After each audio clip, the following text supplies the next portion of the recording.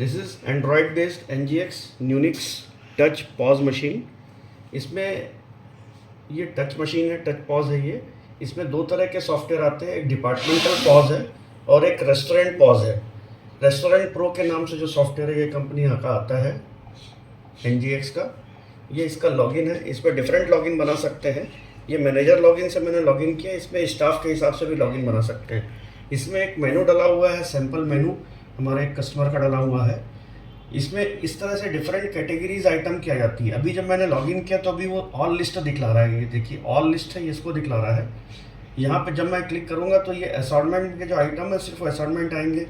ये चूँकि बाहर का मेनू है इसलिए ये बियर आ गई, बेवरेजेस में यहाँ पर आ गया, फूड आइटम में इनके जो फूड आइटम डले हुए वो आ गए। अब इसमें तीन तरह से बिलिंग हो सकती है, एक सेल्फ सर्विस हो सकता है, एक टेबल सिस्टम हो सकता है। तो मैं आपको बिलिंग करके दिखलाता हूँ। मान लीजिए सेल्फ सर्विस है, सेल्फ सर्विस है तो फूड आइटम में ये फ्रेंच फ्राइज़ हो गया, फ्राइड राइस हो गया, वेज बिरयानी, ये तीन आइटम मैंने बिल किए। सिर्फ मुझे एक बार टच करना है। अगर फ्रेंच फ्राइज़ 2 क्वांटिटी है तो इसको 2 बार क्लिक करूँगा तो 2 क्वांटिटी हो जाएगा। दूसरा ऑप्शन ये भी है कि फ्रेंच फ्राइज़ के ऊपर मैं यहाँ से क्लिक करके इसकी क्वांटिटी को कम ज़्यादा कर सकता हूँ। तो दोनों ऑप्शन से मैं बिलिंग कर सकता हूँ। अभी ये मेरा आइटम हो गया, 1373 रुपये मुझे दिखला रहा है, यहाँ पर टोटल बिल हुआ है। इसका मैं प्रिंट दबाऊँगा, ये प्रिंट निकल जाएगा। प्रिंट निकलने के साथ में देखिए ये प्रिंट निकल गया। ये अभी डेमो वर्जन है इसलिए बिल थोड़ा लंबा आ रहा है। ये 1373 रुपये का बिल आ गया, इसमें सारे आइटम का डिटेल आ गया, कैश बिल ऊपर लिखा हुआ आ गया। इसमें रेस्टोरेंट का नाम, एड्रेस इस तरह से ऊपर डालने का ऑप्शन आता है, मैं आपको आगे दिखलाऊँगा। और ये KOT आ गई। KOT में भी मान लीजिए किसी कस्टमर के डिफरेंट किचन है तो अलग अलग KOT भी उसमें निकल सकती है। मतलब मान लीजिए 3 आइटम आपने बिल किए, वो 3 अलग अलग किचन में जाने के हैं तो 3 KOT भी निकाल सकता है। उसके लिए इनिशियली सेटिंग करना पड़ता है, that option is also possible. ये KOT आ गया, सेल्फ सर्विस में कस्टमर ने उसने काउंटर में दिया, ये बिल अपने पास रखा, बिल नंबर और KOT नंबर सेम है, टोकन नंबर 5, बिल नंबर 5, ठीक है।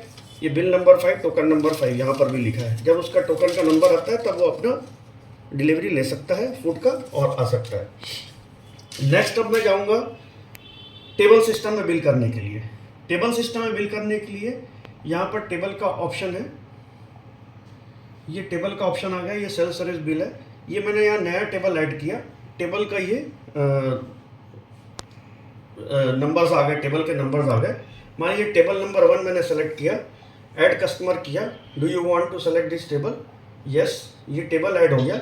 अब इस टेबल पे मान लीजिए ये वाटर बॉटल का एक ऑर्डर है, एक फ्रेश लाइम सोडा का ऑर्डर है, ये प्रिंट निकाला। अब यहाँ पर देखिए ये पूछ रहा है ऑनली टोकन या कंप्लीट इनवॉइस।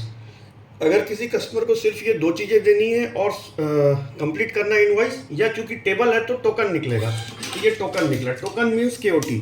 ये वेटर लेकर के चला जाएगा किचन में इस KOT के बेसिस पे ला करके उस कस्टमर का ऑर्डर डिलीवर कर देगा। अब मान लीजिए उस कस्टमर ने फूड ऑर्डर किया, फूड में एक क्रिस्पी वेज ऑर्डर किया, उसने एक पनीर पहाड़ी टिक्का ऑर्डर किया, ये प्रिंट निकाला मैंने, ऑनली टोकन निकाला।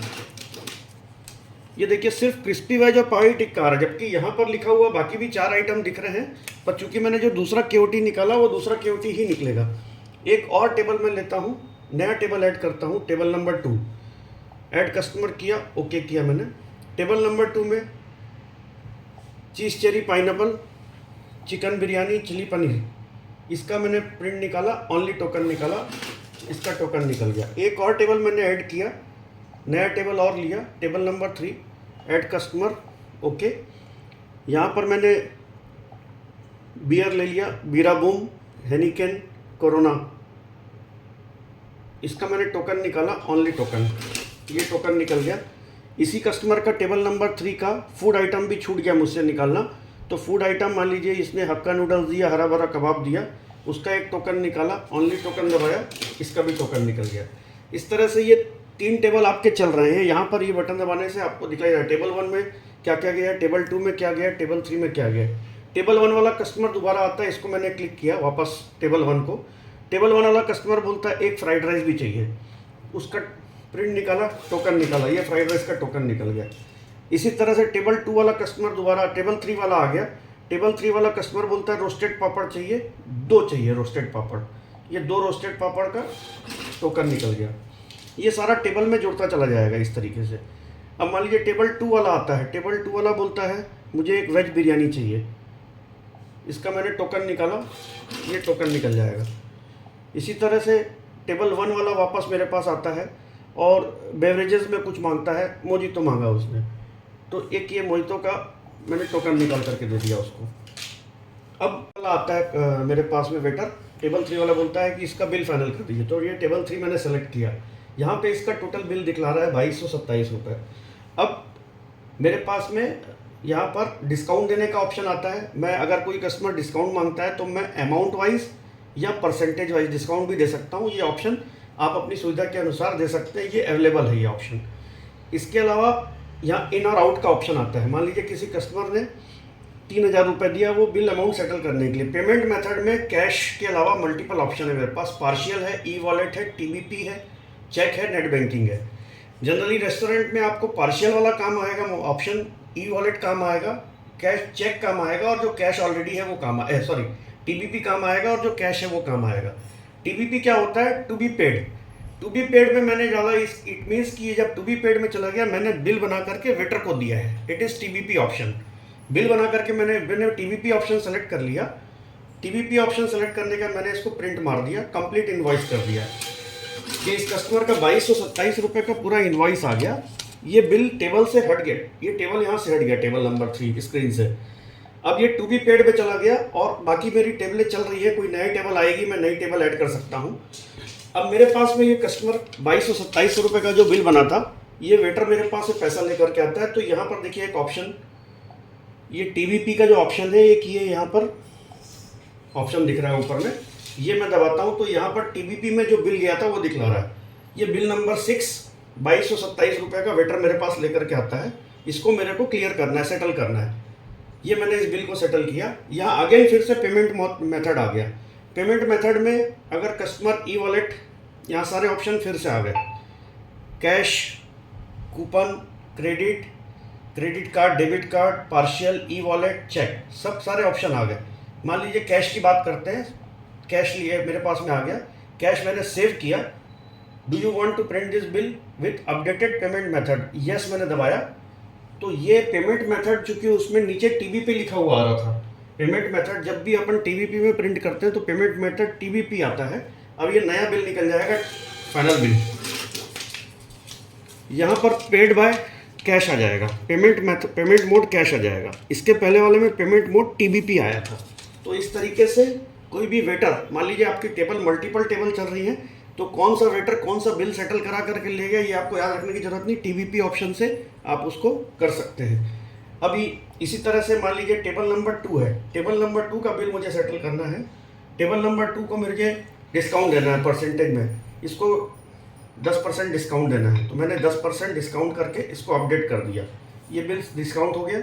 इन आउट में मैं गया, यहाँ पे मैं टीबीपी ऑप्शन सेलेक्ट कर लेता हूँ, इसका बिल टीबीपी में चला गया, ये मैंने प्रिंट कर दिया, कंप्लीट इनवॉइस दबाया, ये टीबीपी ऑप्शन देखिए टीबीपी आ गया, यहाँ पे टोटल सेविंग आ गया, और डिस्काउंट जो है वो इसमें डिस्काउंट सेटल होकर के डिस्काउंट भी आ गया, प्राइस में डिस्काउंट लग करके आ गया। ठीक है, टोटल सेविंग चूँकि दिखला रहा है। अब मेरे पास में वापस ये टेबल नंबर 1 वाला कस्टमर आया, वेटर आया, और टेबल नंबर 1 वाला वेटर बोलता है कि इसका पेमेंट करना है। ये लेकर के सीधा कार्ड ही लेकर के आ गया कस्टमर का कार्ड लेकर के आ गया, तो नेट बैंकिंग में या चेक में जाएगा, या इसको भी ई वॉलेट में ले सकता हूँ मैं। ई वॉलेट में मान लीजिए वो लेकर के आ जाता है, मेरे पास में यूपीआई से पेमेंट करना है, कस्टमर ही आ जाता है यूपीआई से पेमेंट करना है, तो ये ई वॉलेट में आ गया। ई वॉलेट में मैंने सेलेक्ट कर लिया और इसका प्रिंट निकाला, ये यूपीआई से इसका पेमेंट आया, ये 1567 रुपये। देखिए सारे टेबल मेरे यहाँ से हट गए, और ये 1567 रुपये, इससे पेमेंट मोड ई वॉलेट आ गया। ई वॉलेट पेमेंट मोड आ गया। एक मैंने पेमेंट कैश में ली थी और एक ये ई वॉलेट में ली है। अब ये तो बिलिंग का पैटर्न हो गया, ये 3 तरह से बिलिंग के ऑप्शन है मेरे पास में। यहाँ रिपोर्ट के मेथड है, ये category list, purchase entry, update inventory भी मैं मैनेज कर सकता हूँ। इंपोर्ट कंटेंट, क्रेडिट कस्टमर बना सकता हूँ। जब टू बी पेड आता है, मान लीजिए कोई क्रेडिट कस्टमर है, उसको बनाना है, तो वहीं पर जब क्रेडिट का ऑप्शन आया तो वहाँ पर कस्टमर को, यहाँ जो पहले से क्रिएटेड कस्टमर है उसके अकाउंट में क्रेडिट चढ़ सकता है। हेडर और फुटर की मैंने बात बताई थी। बिल के ऊपर में इस तरह से कैश बिल लिखा हुआ आ रहा है, तो बिल के ऊपर में यहाँ पर आपका हेडर के नाम, साथ में रेस्टोरेंट का नाम, लोगो, सब चीज़ आ सकती है। और इसी तरह फुटर में नीचे भी आप कुछ अपने रेस्टोरेंट से रिलेटेड मैसेज देना चाहें वो डाल सकते हैं। पेमेंट मेथड, यहाँ पर मल्टीपल पेमेंट मेथड है। आपको कौन सा मेथड रखना है उसके लिए ऑप्शन है। Cash, credit card, debit card. Coupons आपका नहीं है, हटा दीजिए, आपको नहीं दिखलाएगा। क्रेडिट कस्टमर नहीं है, नहीं दिखलाएगा। चेक कस्टमर नहीं है, नेट बैंकिंग नहीं है, नहीं दिखलाएगा। जितने भी अवेलेबल हैं वो पेमेंट मेथड आपको दिखला सकते हैं। तो ये पेमेंट मेथड भी आप अपने हिसाब से हटा सकते हैं। अब यहाँ पर रिपोर्ट का ऑप्शन है। ये रिपोर्ट में जाता हूँ मैं, तो रिपोर्ट में पेमेंट मेथड रिपोर्ट देखता हूँ। आज की डेट के पेमेंट मेथड रिपोर्ट, ये देखिए मेरे पास में कैश में 4 नंबर बिल कैश आया, 5 नंबर बिल कैश आया, 6 नंबर बिल कैश आया, 7 नंबर बिल टीवीपी में था, 8 नंबर ई वॉलेट से आया। तो ये अभी भी मेरा एक बिल टीवीपी में पड़ा हुआ है। इट मीन्स मेरे पास में ये पेमेंट नहीं आई है। टीवीपी में पड़ा होना ये शो करता है कि ये मेरे पास पेमेंट नहीं आई है। अब मैं वापस टीवीपी वाला बटन दबाता हूँ, तो देखिए ये 7 नंबर बिल मेरा टीवीपी में पड़ा हुआ है।